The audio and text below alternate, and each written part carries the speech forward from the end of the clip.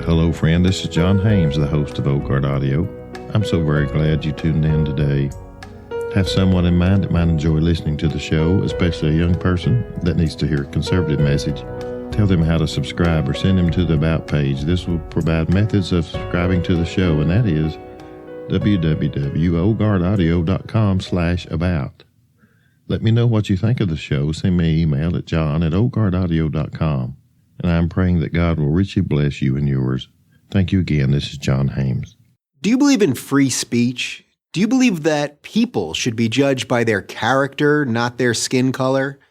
Do you believe in freedom of religion? If you believe these things, you're probably not a progressive. You might think you're a progressive. I used to think I was. My show, The Rubin Report, was originally part of the progressive Young Turks network. Progressives struck me as liberals, but louder. Progressives were the nice guys. They looked out for the little guy. They cared about women and minorities. They embraced change. In short, who wouldn't want to be a progressive? But over the last couple of years, the meaning of the word progressive has changed. Progressives used to say, I may disagree with what you say, but I'll fight to the death for your right to say it. Not anymore. Banning speakers whose opinions you don't agree with from college campuses, that's not progressive. Prohibiting any words not approved of as politically correct, that's not progressive. Putting trigger warnings on books, movies, music, anything that might offend people, that's not progressive either. All of this has led me to believe that much of the left is no longer progressive, but regressive. This is one of the reasons I've spent so much time on my show talking about the regressive left. This regressive ideology doesn't judge people as individuals, but as a collective. If you're black or female or Muslim or Hispanic or member of any other minority group, you're judged differently than the most evil of all things, a white Christian male. The regressive left ranks minority groups in a pecking order to compete in a kind of oppression Olympics.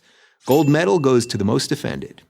Martin Luther King Jr.'s dream that his children would be judged by their character and not their skin color was a liberal idea, but these days it's not a progressive ideal.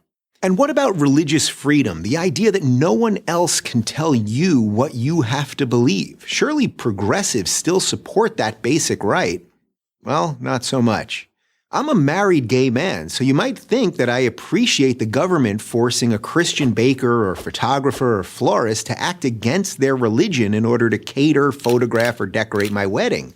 But you'd be wrong. A government that can force Christians to violate their conscience can force me to violate mine. If a baker won't bake you a cake, find another baker. Don't demand that the state tell him what to do with his private business.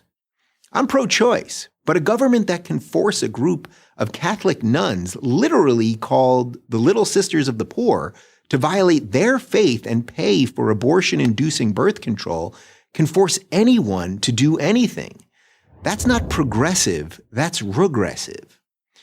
Today's progressivism has become a faux-moral movement hurling charges of racism, bigotry, xenophobia, homophobia, Islamophobia, and a slew of other meaningless buzzwords at anyone they disagree with. The battle of ideas has been replaced by a battle of feelings, and outrage has replaced honesty. Diversity reigns supreme as long as it's not that pesky diversity of thought. This isn't the recipe for a free society, it's a recipe for authoritarianism. For these reasons, I can no longer call myself a progressive. I don't really call myself a Democrat either. I'm a classical liberal, a free thinker, and as much as I don't like to admit it, defending my liberal values has suddenly become a conservative position. So if you think people should be able to say what they think without being punished for it, that people should be judged by their behavior, not their skin color, and that people should be able to live the way that they want to live without government interference, then there's not much left on the left for you. I'll keep trying to explain that to progressives until I'm totally left out. I'm Dave Rubin of The Rubin Report for Prager University. Well, there you have it. I'm so glad you stopped by the show today. Let someone know about the show, a youngster, a college age, young adult. Maybe the younger generation will hear something that makes sense to them and counteract the liberal propaganda they hear every day. You can help with the cost of producing the web host and the file storage at no cost to you. Just check out the Amazon links on the webpage, oakguardaudio.com.